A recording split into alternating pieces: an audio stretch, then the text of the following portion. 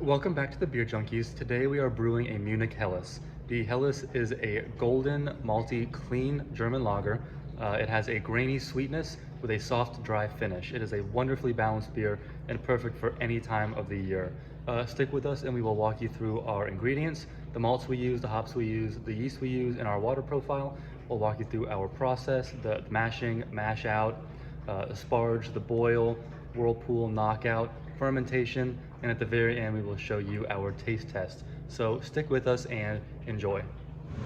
The water profile for the Munich Helles is 50 parts per million of calcium, 5 parts per million of sodium, 75 parts per million of sulfate, and 60 parts per million of chloride.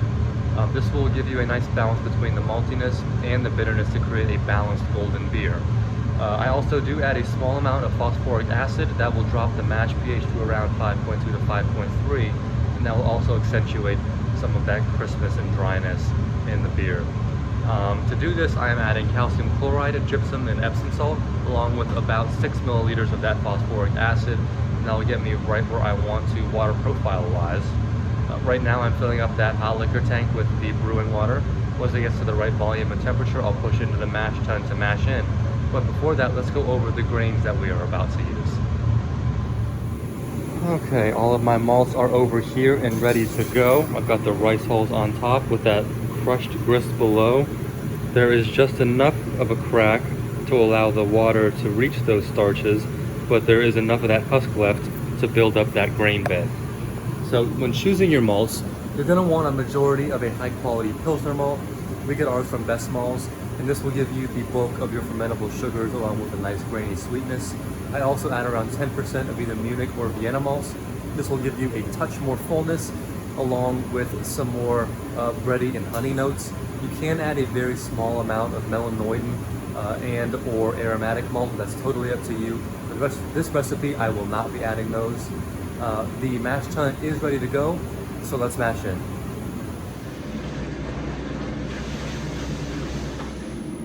As always, this is our mashing setup. We are pulling the wort from the bottom of the mash tun, pushing it through our wort pump, going into the lower herms, coming out of the upper herms coil, and it is continuously recirculating throughout the mash to set up that grain bed filter. We will mash this Munich Helles at 148 degrees for 75 minutes.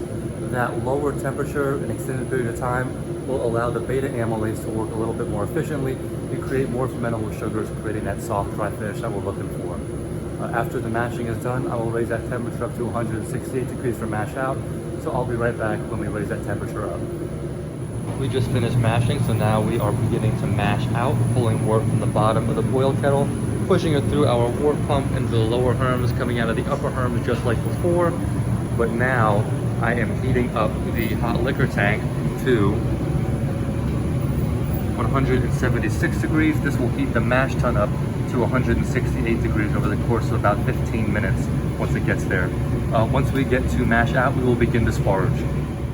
We just got to mash out, so now we are sparging. We are pulling wort from the bottom of the mash tun, pushing it through our wort pump, where I switched the lever over to direct it to the boil kettle, which is filling and heating up right now.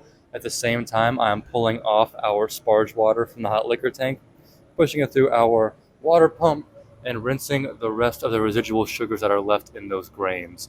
We will run this until we get to the volume and gravity we would like, and then we will begin to boil.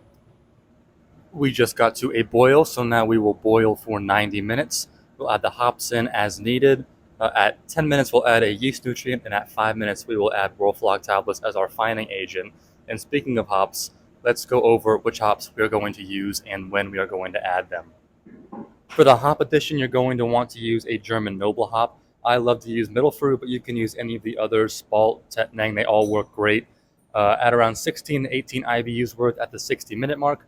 You can add a late hop addition if you would like a little bit of that spicy herbal flavor and or aroma, but that's totally optional. For this recipe, I'm only going to add about 17 IBUs worth at the 60-minute mark.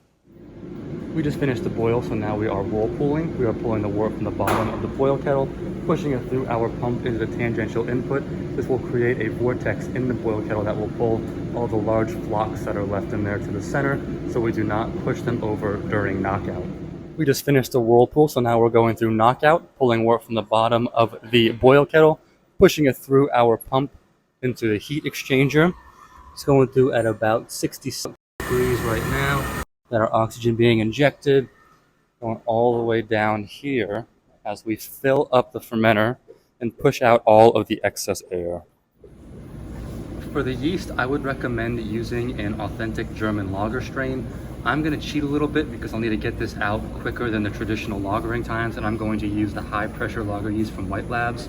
This will let me ferment a lager-like beer in about a week instead of the 3 to 6 months that you usually have to lager a beer for. So I'll show you my fermentation profile for this along with a traditional German lager yeast strain fermentation profile.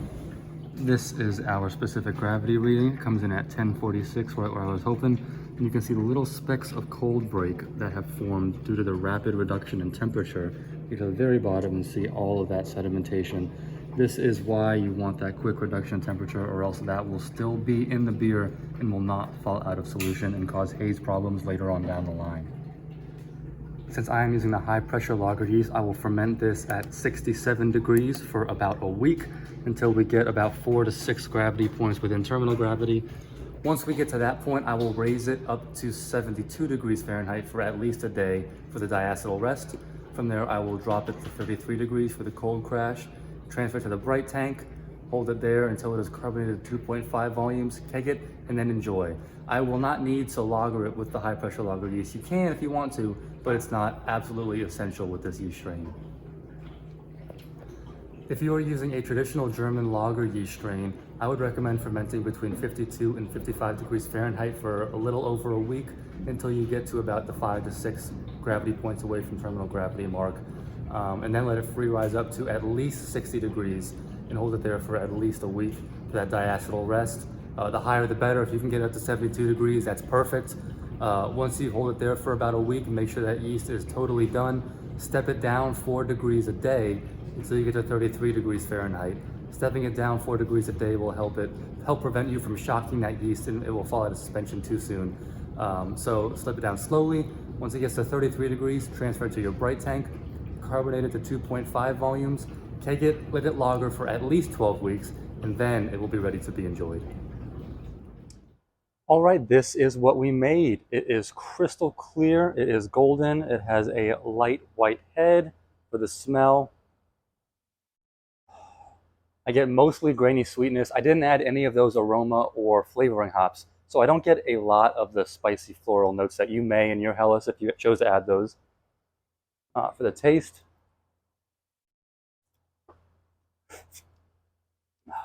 it's grainy sweetness up front with a nice dry finish. The bitterness is balancing, but it is a pleasant bitterness. Overall, a very crisp and refreshing beer. If you're over the age of 21, we do not condone underage drinking. Please drink responsibly.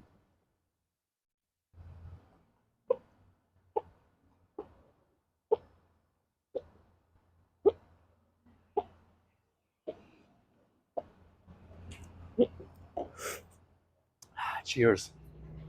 If you would like to see more brewing content like this, make sure you click that subscribe button right below. And let me know what you'd like to see next in the comments. Next week, we will be walking you through how to brew an English IPA. Cheers.